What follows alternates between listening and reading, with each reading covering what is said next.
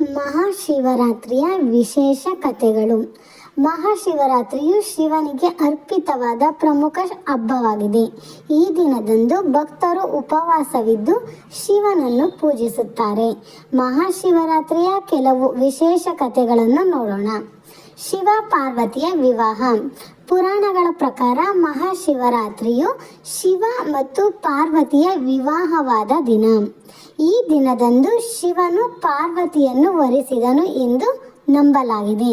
ಹಾಗಾಗಿ ಈ ದಿನವನ್ನು ಶಿವ ಪಾರ್ವತಿಯರ ಮಿಲನದ ಸಂಕೇತವಾಗಿ ಆಚರಿಸಲಾಗುತ್ತದೆ. ಮತ್ತೆ ಸಮುದ್ರ ಮಂಥನ. ದೇವತೆಗಳು ಮತ್ತು ಅಸುರರ ನಡುವೆ ನಡೆದ ಸಮುದ್ರ ಮಂಥನದ ಸಮಯದಲ್ಲಿ ವಿಷವು ಉದ್ಭವಿಸಿತು. ಆ ವಿಷವನ್ನು ಶಿವನು ಕುಡಿದನು ಮತ್ತು ಅದನ್ನು ತನ್ನ ಗಂಟಲಿನಲ್ಲಿಯೇ ಇಟ್ಟುಕೊಂಡನು. ಇದರಿಂದ ಶಿವನ ಗಂಟಲು ನೀಲಿಯಾಯಿತು. ಆದ್ದರಿಂದ ಆತನನ್ನು ನೀಲಕಂಠ ಎಂದು ಕರೆಯಲಾಗುತ್ತದೆ. ಈ ಘಟನೆಯ ನೆನಪಿಗಾಗಿ ಮಹಾಶಿವರಾತ್ರಿಯನ್ನು ಆಚರಿಸಲಾಗುತ್ತದೆ. ಬೇಡರ ಕಣ್ಣಪ್ಪನ ಕಥೆ. ಬೇಡರ ಕಣ್ಣಪ್ಪನು ಶಿವನ ಪರಮ ಭಕ್ತ. ಒಂದು ದಿನ ಅವನು ಶಿವಲಿಂಗಕ್ಕೆ ಪೂಜೆ ಸಲ್ಲಿಸಲು ಕಾಡಿಗೆ ಹೋದನು. ಅವನು ಶಿವಲಿಂಗಕ್ಕೆ ನೀರನ್ನು ಅರ್ಪಿಸಿದನು ಮತ್ತು ಪ್ರಾಣಿಗಳ ಮಾಂಸವನ್ನು ನೈವೇದ್ಯವಾಗಿ ಅರ್ಪಿಸಿದನು.